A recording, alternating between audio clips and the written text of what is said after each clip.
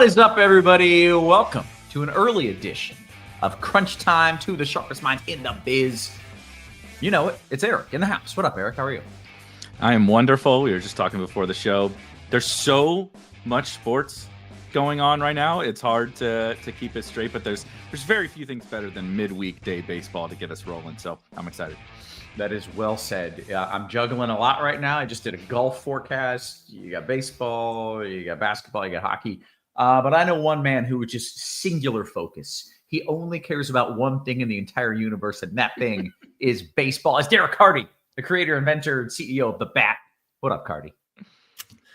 Not much. I'm doing well. I do dabble in football as well, but not true. so much this time of year. Yeah. You're like family, and there are other things in your life. There are other things in my life that I do care about a little bit, but baseball's like baseball's top. What would you call the projection system if you did the UFL? It can't be the blitz, right? Is it like the drops pass or something? Like, what would you call it? Yeah, I have to come up with something good for it. I have no idea. Pass interference, the whole bungle. Yeah. Carty, I'm reading the chat here, and before we get to the content, of which we'll do very soon, Peter in the chat says this will be the first show with Kevin and Carty since they got into a heated on-air argument last week. The show was cut short due to obscene language. I don't know if that's true or not. Like, yeah, that may have happened. I don't remember. My life is a blur, man. It sounds familiar that we argued about something, but I couldn't tell you what. Yeah. If someone wants to remind us, I mean, it'll probably get me fired up again, whatever it was. Right. Yeah. So we'll see if we get another fight. Probably not. We're boys. Okay. Hey, we got to talk about the weather today. Yesterday, I was so stoked about the weather. It was just incredible hitting weather everywhere, and all the bombs hit in all the weather spots, and I just felt like a freaking genius. It was beautiful. Today is not. Today, we don't have that same hitting weather. Not that it's inherently bad hitting weather. It's just fine. There's a lot of these games where the temperature is upper 60s, low 70s. Winds are lighter. So again, nothing bad here, but just nothing amazing. That's pretty much it for my weather report. I don't think we're going to see any weather concerns through the early slate. So let's just jump into the pitching slate. Who is most excited to talk pitcher? Eric or Carty? Raise your hand if you want it first. It's Carty. Me. I want to. Yeah, it's Carty by default. Carty, tell me what we've got going on here pitcher-wise. Pitcher has a couple of good options, and then it just really falls off. Michael King is the top guy, if for no other reason than because he's the most talented pitcher on the slate that isn't pitching in Coors Field. The Giants are not a bad offense by any stretch, but King is good. That's enough on this slate. Because our next best option is Chris Sale, who is in Coors Field, and he's better than everybody else on the slate, even though he's in Coors Field, because he is Chris Sale. And he's reasonably priced, only $8K for Sale today. So they're the two you pair. They'll be in cash at least. They'll be the two that are highest owned, and then everyone else is kind of just there. You can take a shot on just about any of them. I'd probably say don't take a shot on Quantrill. Dollander would probably be out for me as well, but the other guys are all like the same. Hancock's the cheapest of them, so maybe he's the one I have a little more interest in than the rest, but they're all kind of just there. Interesting. I can't recall a time where the highest projected owned pitcher was in Coors. Is this crazy? Is this a mistake? Eric, I'll let you kind of dive into that thought. This is the problem, and why I ducked out of the way as quick as possible to discuss these pitchers is exactly what Carty said and what you just said, where I think that there's two pitchers on any other. I like to compare the small slates to, like, would this guy ever even be in play on like a normal slate? Right. And we only have two of those. Right. And one of them, as Carty mentioned, has not been off to a great start. I think it's a little bit of bad luck for Chris Sale thus far. There's plenty of reasons to still believe in him as a pitcher. And of course, the Rockies are terrible, but it is still Coors Field. There is just an inherent level of risk with no matter who is pitching in Coors Field. I think he would be in play on any other slate, and Michael King would be in play on any other slate because he's just awesome. But even Michael King is like 9,700, on a Friday 13 gamer. Would we be clamoring to play $9,700 Michael King against the Giants? Like, yeah, not necessarily, right? So that's the difficulty in tournaments. I want to start with who I don't want to play, right? And it's like Cardi said, almost everyone else. I think Emerson Hancock, the matchup is fine, but I don't really want to play pitchers of his caliber as the third highest. Like, if the pivot is Emerson Hancock, like, just give me the Angels, actually. Maybe then I can play the Sale King combo and move on, right? Or play Landon Raup or whatever, who I think is maybe the third most talented. I don't know. Gonsolin, we'll see. But first start for Gonsolin. His matchup is really good, but we haven't projected for 80 pitches. I'm not sure he gets to 80. It's just really, really tricky. So I hate it. But yeah, I think Sale and King very, very clearly should be the top 2 owned pitchers. And they're just not really very good pitching pivots, like, at all. I almost rather find a way to get funky with the bats, which is kind of not what I always love to do on short slates, but we just have a real lack of other options. Yeah. Okay. I do kind of like some of the ways to get funky with the bats. Yeah. Okay. Well, let's talk about that. Let's talk about the stacks. I have to, there's someone ringing my door, but I need to go real quick. I will be back, but you both talk about the stacks. I'll be back in a second. Cardi, I'm going to talk with some of the just spots that jumped off the board before I even looked at ownership. To me, I think you have to start with the Dodgers. Would you say the Dodgers even over the Braves? I think just how would you rank those two? Because when you open up the slate, those are the 2 teams that just, like, holy cow, jump off the screen. Yeah. I'm still a big believer that the Braves are a really, really good offense, and they're in Coors against, I'm not a good pitcher. Mm-hmm. Maybe he'll be good, but he's not good right now. Yeah. I like the pricing on the Dodgers today. I think, like, for the Dodgers, you're getting them at a pretty significant discount. I probably like the Braves a little bit more, but I think you're right that, like, those are the 2 teams that everyone's going to be like, yeah, these are the teams that I want to play if I can. It's like all, like, if Steve, if you can pull up lineup HQ and you look just at bats, right? Don't filter by a position. It's Dodger Brave, yeah. Dodger Brave, whatever. So to that point, I don't want to forego those guys because Cal Quantrill, like I've been picking on Cal Quantrill with far worse offenses than the Dodgers, and we play far worse offenses in Coors than the Braves. So I don't want to, like, forego those guys, but I do want to find some ways with stacks, or at least with, maybe a secondary stack or something with my bats to get a little bit different. And like I mentioned, the team that jumped out to me, just like when you look at ownership, when you look at kind of the upside of the offense, the matchup, Park's not great. It's not the world's best matchup, but I'm not an Emerson Hancock guy. And if you're not going to like make the Angels swing and miss, like that, there's some real upside, right? Obviously, Mike Trout, Jorge Soler, all these guys have real upside on the Angels. So they were kind of like the tournament stack, and not even just stack, right? You can still play 4 Dodgers and a couple Braves, but maybe mix in the Angels as the bats that really stood out to me in tournaments. Okay. Cardi, did you go through your takes already? A little bit. So, I mean, I agree. The Angels are definitely one of the better pivots here. I think the other 2 that I'd have interest in would be the Marlins against Tony Gonsolin. I mean, we don't really know what Tony Gonsolin we're getting here. The prices are good. The slate is small. They project decently. And I like Rocky stacks against Chris Sale. They are cheap. They project the Blitz has him basically as like the 4th best stack on the slate. The what does, Cardi? The what does? The what has them? Oh, the bad X. I slipped. Sorry. Sometimes I'm in football mode. The butt fumble. The butt fumble. Yes, the Bat X has the Rockies as the 4th best on the slate. Just kind of raw ceiling points wise. So you're going to get all the leverage off a Sale. You're going to get them cheap. They're probably my favorite stack on this slate.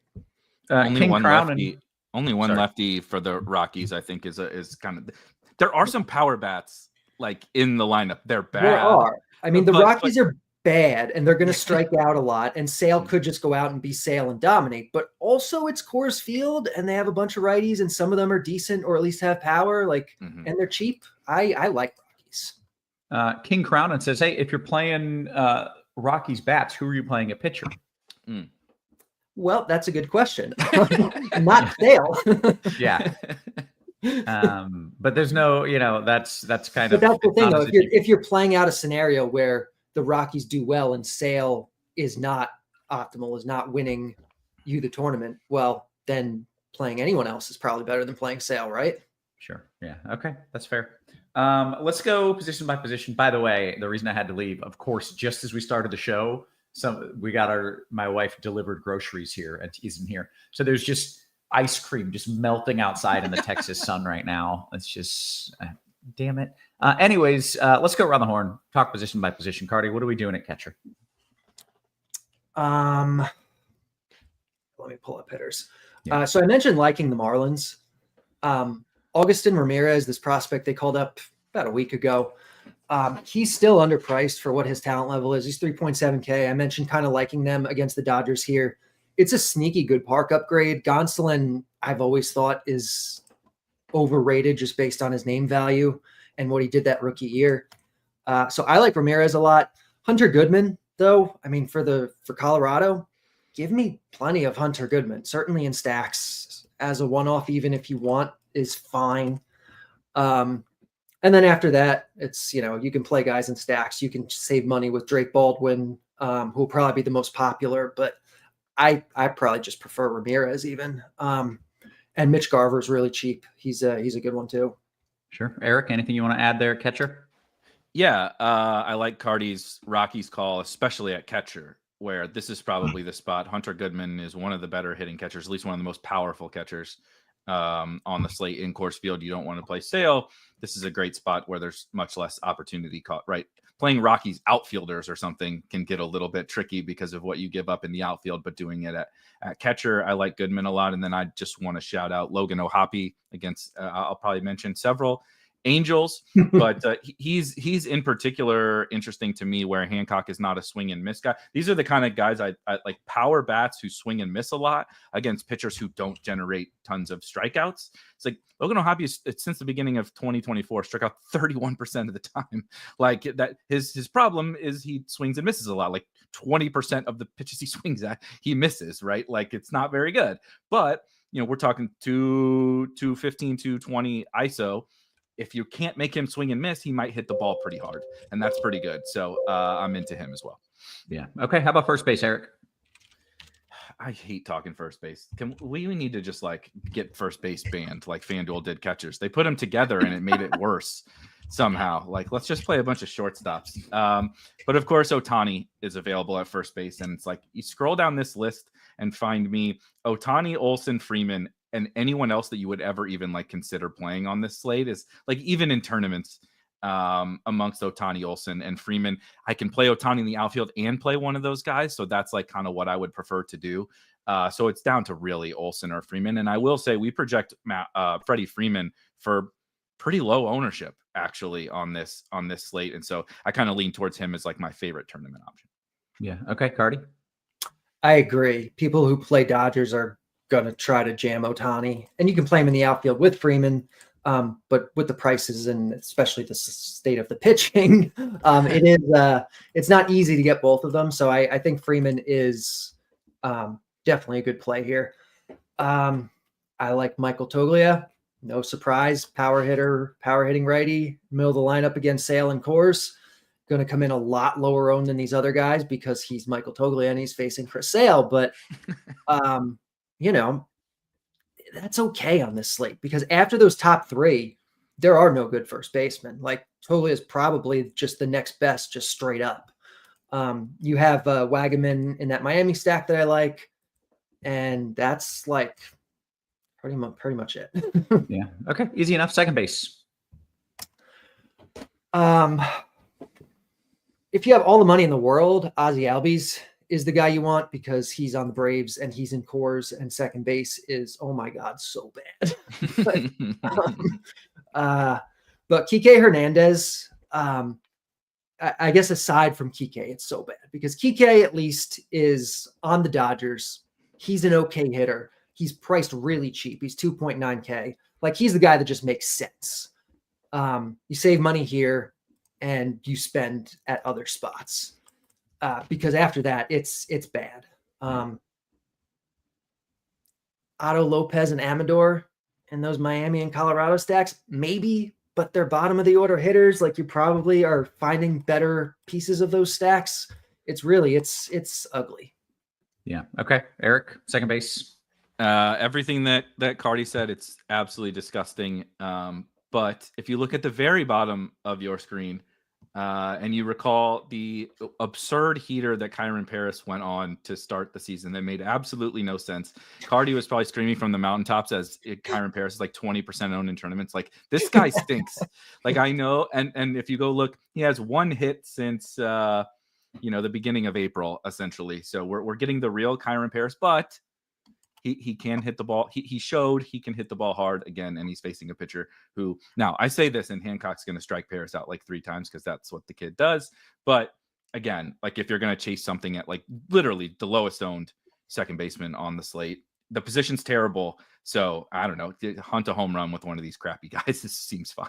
Yeah, fair enough. All right, let's get somewhere hopefully a little bit better and go to third. It's a little bit better.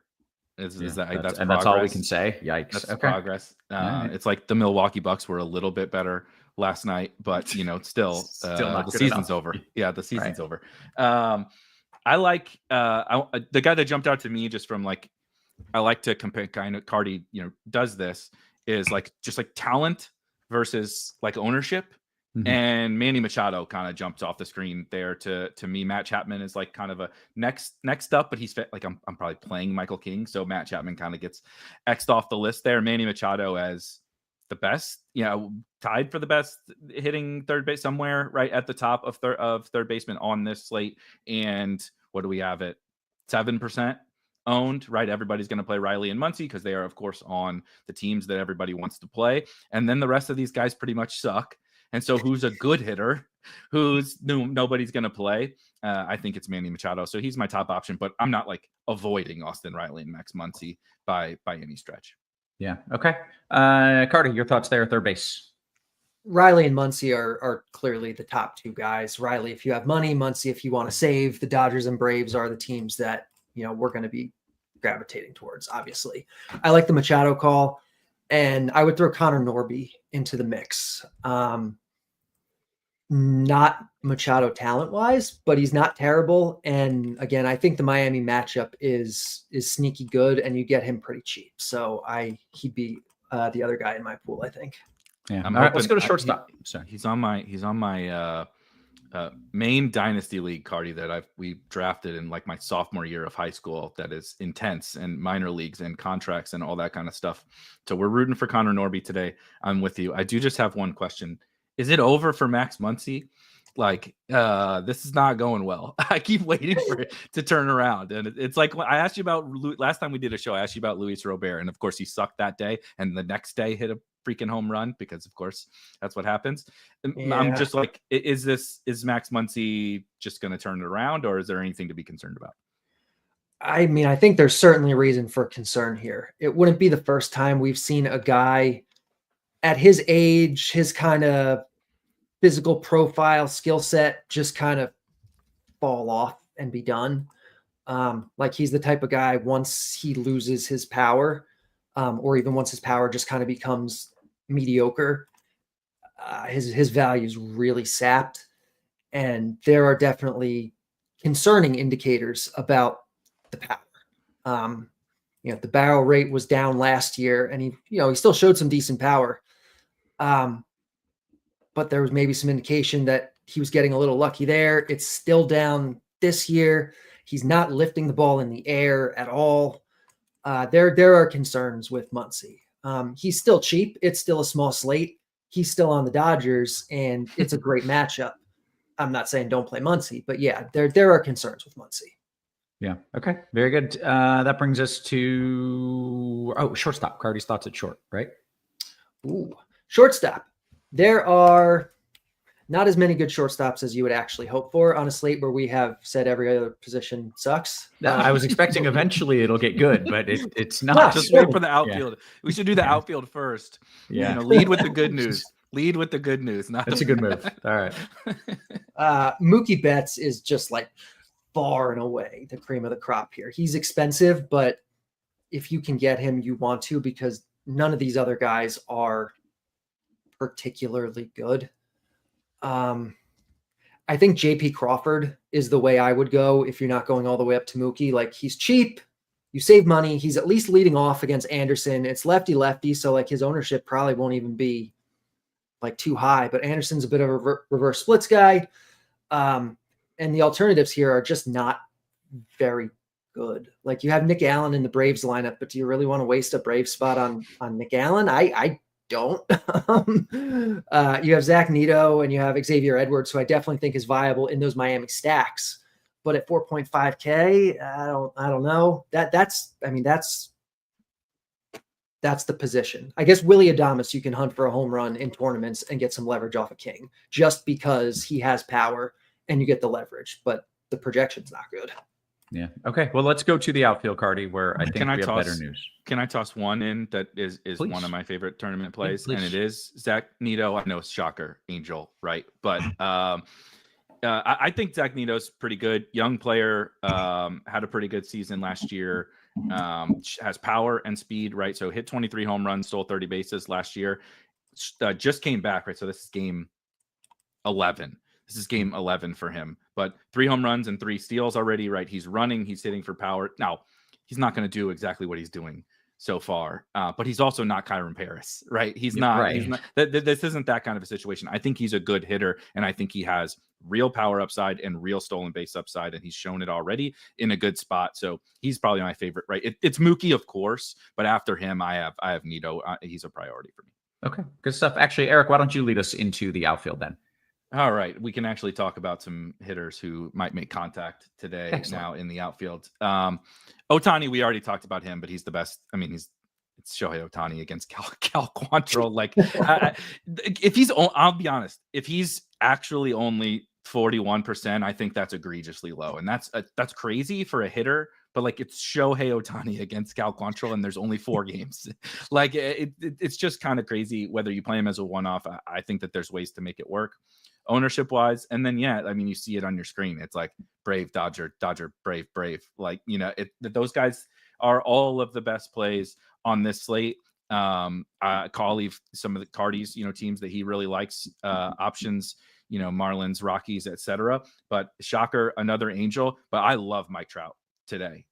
He's been, the results are horrid. Like, if you just only look at the box score results, you're like, oh God, you would have asked the same thing I asked about Muncy with Mike Trout. Like, is this the beginning of the end? It is not. It is not the beginning of the end for Mike Trout. He is still hitting the ball very hard and frequently, and it's just not, it's baseball, right? Sometimes Kyron Paris hits a bunch of home runs, and sometimes Mike Trout makes outs.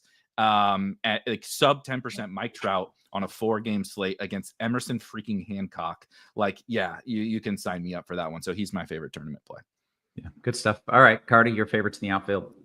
Yeah, obviously Ohtani, but I like the other Dodgers too. Andy Pages for 3.3 is probably the best value outfielder on the slate. He's been really good this year. He's moving up in the order. It's the Dodgers. Teoscar, though, doesn't project for a whole lot of ownership compared to the rest of the Braves, and the rest of the Dodgers rather. And I think he's probably their second best hitter. I mean, I guess maybe Freeman, but compared to kind of the ownership you're going to see on the rest of the Dodgers, I think he's going to get lost in the mix a little bit. I like him a lot. The Brave stuff, obviously, Michael Harris is my favorite, but Eli White, Ozuna, they're in play. And then Miami and Colorado stuff. Specifically Bretton Doyle leading off, I like a lot here. I think he's legitimately a pretty good player. And Jesus Sanchez for Miami, I think, is very, very cheap for what his spot is. Yeah. Okay. Good stuff, guys. What about Conforto? I just wanted to ask Cardi with Conforto. He's kind of the one Dodger we didn't mention, and it's also been rough for old Michael Conforto. But I have nothing to back this up, but I feel like I have a little more belief in him than I have in Muncy, but maybe that's misguided. Yeah, I want to believe Conforto still has something in the tank. I'm not sure if he does. I think that injury a couple of years ago really just, he's never been the same guy. Yeah. I think he's fine. You can certainly play him. He's on the Dodgers here. He's reasonably priced. But I think I like the other guys more, and I certainly like Pajes more as like a way to save money with the Dodgers. Yeah. Okay. Good stuff, guys. Let's get a couple of home run calls and then answer a few questions and then bounce on out of here. We may close out a little bit before lock, but I do want to make sure I get to all your questions. So let's talk some bombs. Eric, give me a few names, something up at the top, something a little sneakier. I'm going to stick to my two Angels, and these are really the two Angels I'm prioritizing, and that is Mike Trout and Zach Neto. So we're gonna call home runs for both of those guys, and then I mean the real home run call is Shohei Ohtani today, you know. But if we ignore him, I'm gonna go to Manny Machado. We'll go to Manny Machado. Okay, good stuff. Cardi, you got a few names? Yeah, I mean it's Ohtani. Give me Teoscar though, as a high chance that probably people aren't going to have enough of. And then give me Hunter Goodman and Andy Pajes as like kind of that middle cheap stuff that's going to be a little, little under the radar. Very good. Okay. Let's see what we got question wise. We will hang out here until the questions end or until I've decided I cannot leave the ice cream outside any longer and I need to go save it. Any love for stepping into an Emerson Hancock in builds? We talked about this a little off the top. I'm pretty sure Eric loves that. Yeah, you can tell by the fact I mentioned an Angel at every position that I'm really into Emerson Hancock. Cardi, you landing there at all? I think you can. Like I said, I think just because of the nature of the slate, there's only a couple guys that really aren't viable. You can play Hancock. You're not excited about it, but he's at least cheap and you can play him. I'll just say I like Tyler Anderson a little bit better. If I'm going to like go for the crappy guy who doesn't get strikeouts, I just have a little more belief that Tyler, like this dude is, I've always loved him. So full bias admitted, right? But like sometimes he just goes out there and grinds through these games and, 6 innings, 4 Ks, 1, and like that might win you the slate, if Sale, if Sale doesn't have a good game. Yeah. Okay. DK Cash, Cardi, I'm coming right back to you here. Crawford, Riley, or Muncy Betts? Both are good. I think give me Crawford, Riley. Yeah. Okay. See if we've got anything else coming in here. Alex says, who are you stuffing in lineups for DK Cash? I mean, well, Ohtani. I'm stuffing him right in there. Yeah. I maybe redefine the question a little bit. Let's see. Dean says, what flavor ice cream is currently melting at Roth's front door? It's kid ice cream. They get like mochi ice creams. So these little, that way they're not messy. So they're kid ice creams that are currently melting. DK Cash question, Eric. Baldwin, Norby, Teoscar. So it's a 3v3. Baldwin, Norby, Teoscar, or Sanchez, Muncy, Michael Harris? Ooh.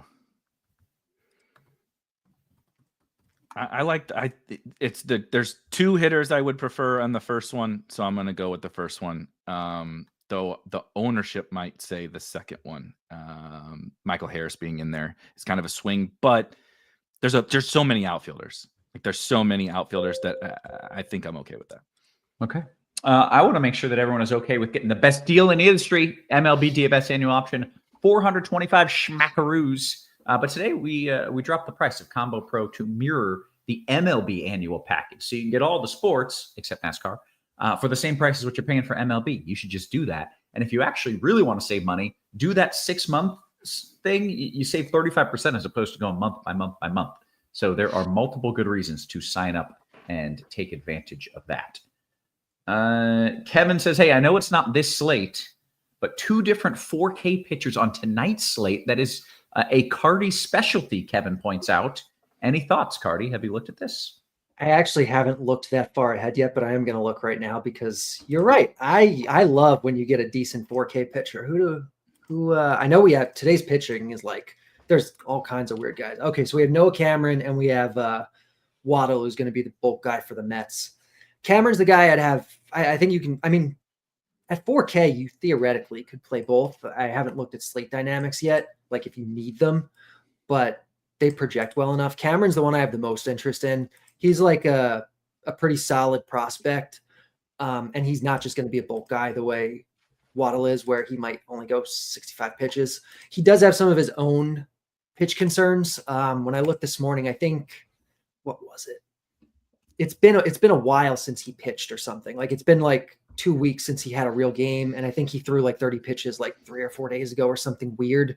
So I only am projected for, I think, like 70, 75. But he's 4K. Yeah. Okay. I got a few more questions here. Captain America Bleeds says Eric Otani Camperno is what he said. I don't think that's quite right. Or Freeman Rosario. Who is Camperno? He's a 2K guy in the outfield. He's actually projects pretty well. Oh, but he is a real person. Gustavo, is that his first Yeah, name? Yeah. right. You can. We're not even to May, and I'm having to Fangraph search these 2K outfielders. I mean, it feels like NBA season all over again with these guys. But if he's on the Otani side, yes. And Cardi says he's not the worst play of all time, then give me the Otani side. Yeah, that checks out. Your core in DK Cash, Eric, do you have like maybe 2 or 3 guys that you're like, I definitely want them in my lineup, DK Cash? Yeah, Otani, and then one of Freeman or Olsen is like where I would start my cash teams, and then probably Mookie, and then kind of see what other Braves, Dodgers kind of fit around there. And obviously that's setting aside the pitching. I think we all agree that there's 2 pitchers you play in cash, and then Otani, one of those first basemen, Mookie, and then I'll use what Cardi's projections to figure out the rest. Yeah. Okay. Jim says Olsen or Ozuna, Cardi. Who are you taking DK Cash?